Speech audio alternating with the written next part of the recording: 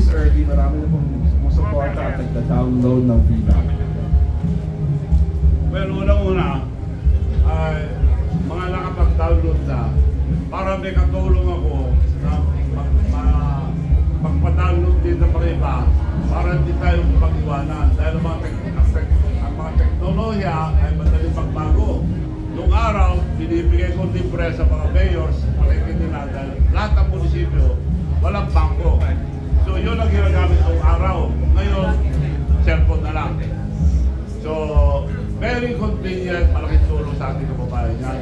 Kaya inihingi ko sa inyo lahat na sabi na para sa masa ito, para sa ating kababayan, magkaroon sila ng bangko. Dahil papunta na tayo doon, online na nga lahat.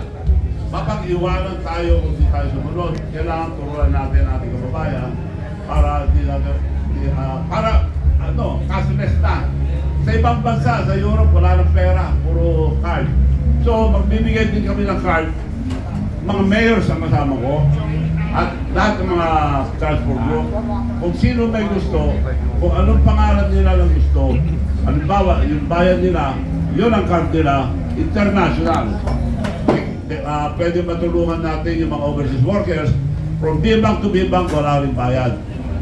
At hindi na sila lalabas pa sa bahay nila dahil 24 hours. Ang bangko nagsasara pag alas 3. So, magbibis pa sila, maliligo pa, magkataksi pa, makabadisklase pa. Ito sa bahay lang sila. So they could save time and money. Ito sa B-Bank to B-Bank.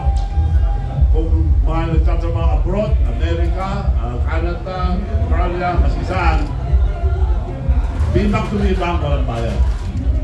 Malaking tipid sa mga overseas workers natin. Kaya humingi ako ng tulong sa lahat at dapat mag-download kayo lahat doon dahil tinanggal ko yung service fee. Kung negosyante sana ko, maglalagay kami yung service fee at lahat. Pero hindi po. Malaking tulong sa ating kababayan dito. Okay, sir. Nabalitaan po namin na si Miss Ai po isa sa mga brand ambassadors ng VLOG. Bakit po siya ang isa sa mga inyong pinili para tumulong sa pagpapalaganap ng VLOG? Bakit po si Miss Ai isa pong pinili niya sa mga brand ambassadors? Sa brand ambassadors. Endorser. Si Miss Ai, inaanak ko yan sa pasal. Kaya tinatanong ko kung meron pa akong aanakin na anak. Wala na raw.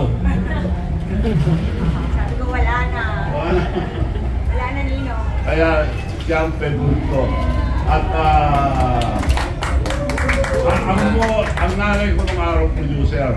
Ngayon nag-produce ako ng movie para matulungan natin mga and hahaluan ko ng mga artista sa Korea para gumanda ang movie natin. Tulong sa local business natin. Nakakatulong ako sa industriya natin. Nagpirma na rin kami ni Atty. Annette Puson at ako ang magpipinans lahat ang mga movies na gagawin nila. So mag-uumpisa na kami, ang unang pelikulang gagawin, Barkadahan Makasalanan. Pero maganda, intriguing yung title, pero comedy. Makasalanan, pero comedy.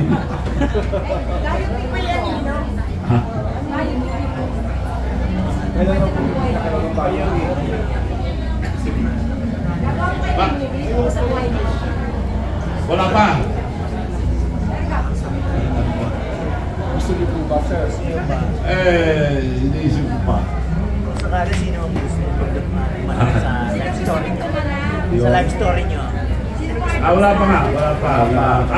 Meron pala, nung nagparil ako ng pera, nag-trending dito sa atin. Yung paril na pera pala, nag-trending din sa Poland. So, mga writer doon, nagpunta sa Pilipinas, hinanap ako at ginawa nila istorya ko buhay ko. So natapos na nila, we launch anytime this month. So from there, siguro, lalo natin pelikula. May photo marunong kapatid ng pera dito. Hindi ko talaga pa rin ko. Question? Yes. Sir?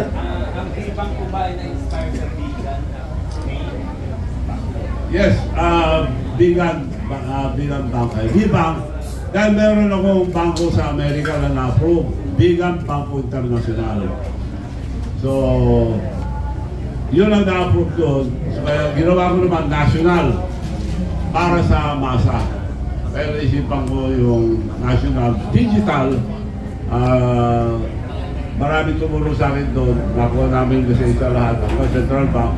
Kasama ko mga Hapon ang gumawa, Japan ang gumawa. So, yun ang ginawa kong pagtulong. Dahil talagang hinahanap ko yan para makatulong sa ating kababayan. Para hindi tayo pag-iwanan. Dahil sa ibang bansa, ano na, puro digital na, cashless.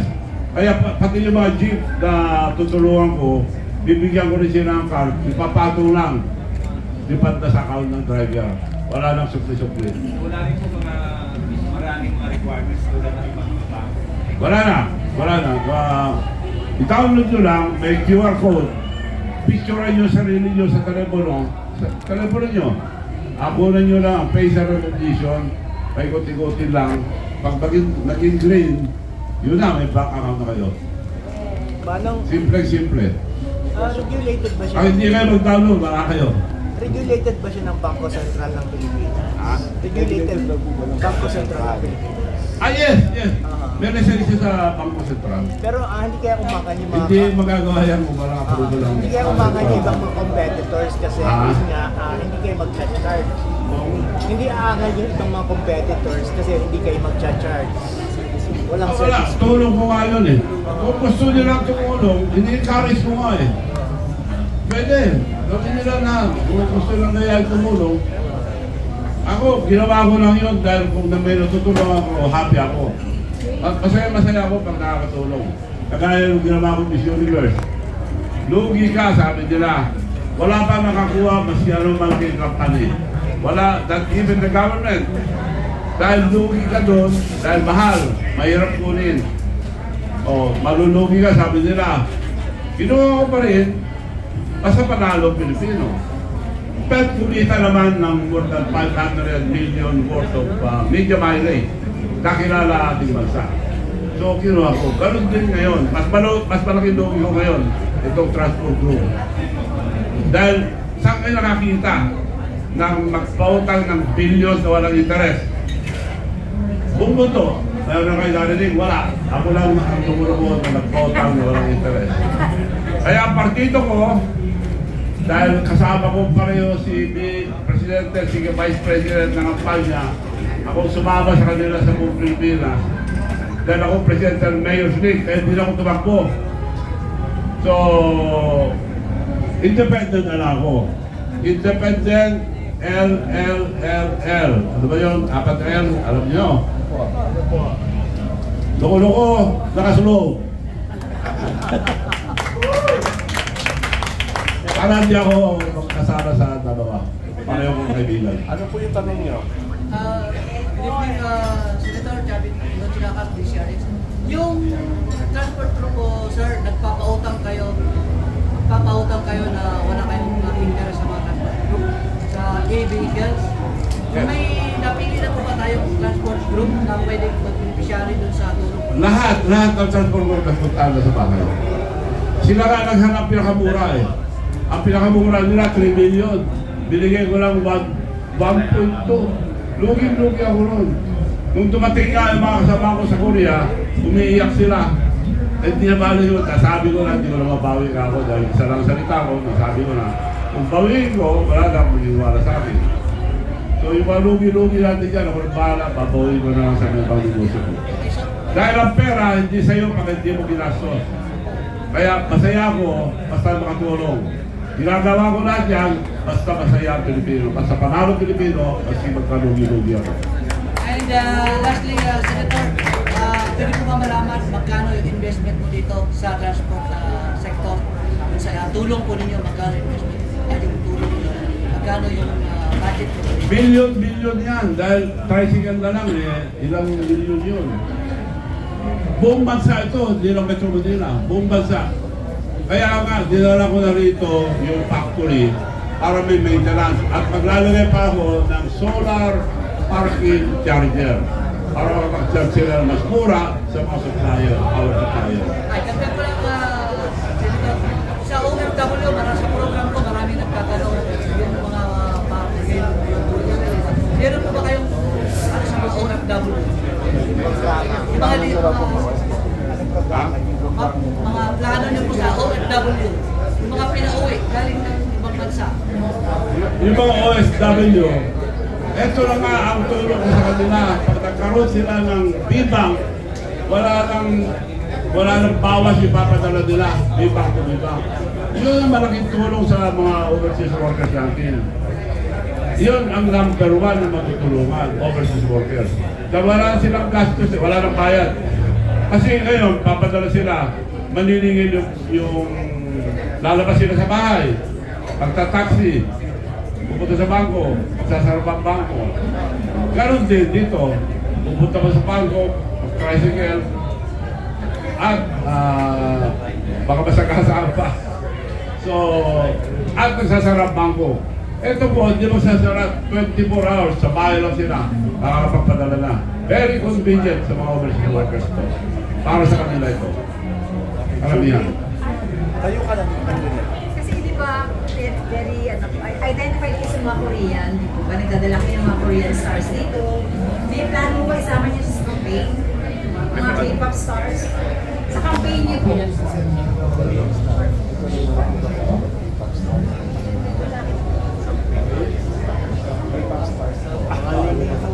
Oo, in fact, ang mga kaibigan ko Roy, sila Nancy, Lisinggi, ang pinakapopular na actor doon, Madong Sok. So, yung Big Pants, so nag-usap na kami, dito niya gagawin yung pelikula na balak niya, sinabi sa akin, gusto pumunta rito, ang balak niya magtayo ng parang Hollywood sa Bigan, para doon gagawin lahat yung mga pelikula nila.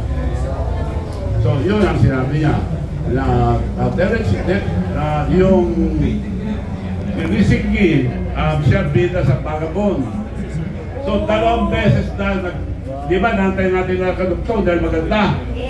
So, itutuloy dito sa Pilipinas para makakuha ko ng mga local na artista. At nantay lang yung istorya, nagawa na. Pero hindi na gustuhan yung producer, so binago nila yung istorya. Pero maganda yun, dami ng yabang. Kasama si Bisay Ay. Yes! Nino. Siyempre, inaanak ko ito eh. Wala siyang choice. Inaanak ko, kaya hindi na nakaanak. Ay! Eh sa campaign nyo, go! Go ka na. Thank you po. Paborito ko yan, idol ko itong araw pa. Tsaka kasi marami doon. Kaya ako naman minum niya eh. Questions? Pico? Ay po. Ay manang. Bakit po sa dami ng posisyon, Senator, yung isip mo? Bakit po, Senator? Bakit po hindi ba Kaya nga ako nag-decide, puro tulong lang ginagawa ko, kaya lang ako nag-decide sumali. Dahil yung ginagawa namin patas na pre-economic summit, 50 years ko nang pinay pa nung araw, hanggang ngayon di pa na-approve. Meron din ako, si Congresswoman, gusto niya i-file yung mga ibang congressman na anak ko. Gusto niya i-file, nababara sa Senado, binabara sa Senado palagi. So, ano ka magkakaroon kung di ako pumunta sa Senado? Kaya, pag akong mahalal, ay malaking bagay para magawa ko yun. At hindi lang amin ang gagawin, tutulungan ko rin yung mga ibang lalawigan at yung mga meron na walang investor. At saan sila nakakita ng kaya depende ako, loko-loko, lakas-loob. Ako lang ang loko-loko, pagtulungan nyo ako lang ang loko-loko mapunta sa Senado na magpatanggal lahat ng loko-loko sa gobyerno. questions? We're down to our last 3. Alvin, Si Mano. ano yung Jojo. Senator, book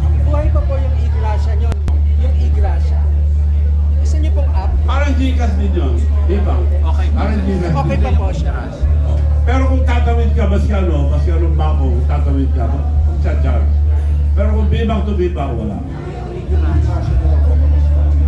Yung ingrasya ginagamit ko rin, yun ang ulang pinagturo ko noon, kaya may mga machine. Pero ngayon, yung nga sinasabi ko, madaling magbago at teknolohiya. Kailangan makasunod tayo, kung di mapag-iwanan tayo sa Pilipinas. Kaya nag-mayor ako minsan sa Narbacan, hindi na ako tumakbo. Nakita ko, nung mayor ako, isang term lang, puro libro, isang kwarto. Ngayon, puro digitalized. Fully digitalized. Isang pindot ko lang, nandun na yung anak ko. You can save time and money. Kaya yun din ang isang tututukan ko. Kailangan digitalize ang lahat ng ating probinsya, mga bayan, para mas mabilis tayo makasunod sa mga bagong teknolohiya. Programa niya sa entertainment. Sa entertainment industry, yun na nga, kausap ko na sila madungsong. Yung mga DCG at gagawin na nga yung katugtog dito sa Pilipinas. Kaya yun ang umpisa. At pasalamat din ako sa GMA dahil nung araw binibili ko nga GMA, hindi lang kami nagkatuloyan. Pero si Atty. Anet Guson, very professional, at nagpirman na kami na ako mag-produce lahat yung mga movies nila. So, para makatulong sa industriya. Dahil ang nanay ko ng araw, producer, nag-produce din kami ng movie. Dahil nung bata pa ako, may mga sinahan na kaming dalawa. Umalit pa ako. Parang tutuloy na lang yung magulang. Yun ang interest ko. Tutuloy ko lang yung nagawa ng nanay ko noon. Dahil dalawa, tatay at nanay ko, marami mga in-advise sa akin. Ang tatay ko, hindi ko makalimutan tinuro, kung anong sabihin mo, kailangan gawin mo. Pag hindi mo ginawa, wala nang maniniwala sa iyo. So, isa lang ang salita ko, ginagawa ko. Kung mawala ang kredibilidad mo, wala nang maniniwala sa iyo. Kaya doon ko, yun ang sinusundan ko, yung bilin ng tatay ko. Ang nanay ko naman, ang bilin, ang dami. Pero, negosyante yung nanay ko, daming bilin. Ang hindi ko makalimutan ang bilin nanay ko, don't put your egg in one basket. Pag nahulog yan, basag lahat. Kaya, ibig sabihin, kailangan din lang isang lagay ko na pera ko ron. Negosyo, kailangan marami. Mabasag man yung isa, nandun pa rin isa. Kaya marami akong kampanya at marami akong products sa companies sa Pilipinas and abroad. Secret. Okay, go. Ay, isang idol ko, of course. Ay.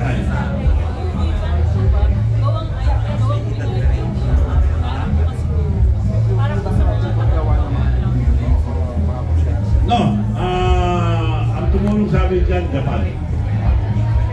Pero idea ko yun. At ang magawa, yung anak ko na Congressman Rizal, na architect, pero Harvard graduate, IT. Siya ang head ng IT ang aming company. Okay, 2 more questions. Anyone? Bago sabi ni Sir ng kanyang Christmas wish para sa lahat. Ito pa programa niya. Okay lang. Okay na pa. Ano pa lang Christmas wish niya para sa lahat? Okay. Rizal, picture. Picture ka. Ay, di na. Ay, di pala, inaanak. Okay, back down.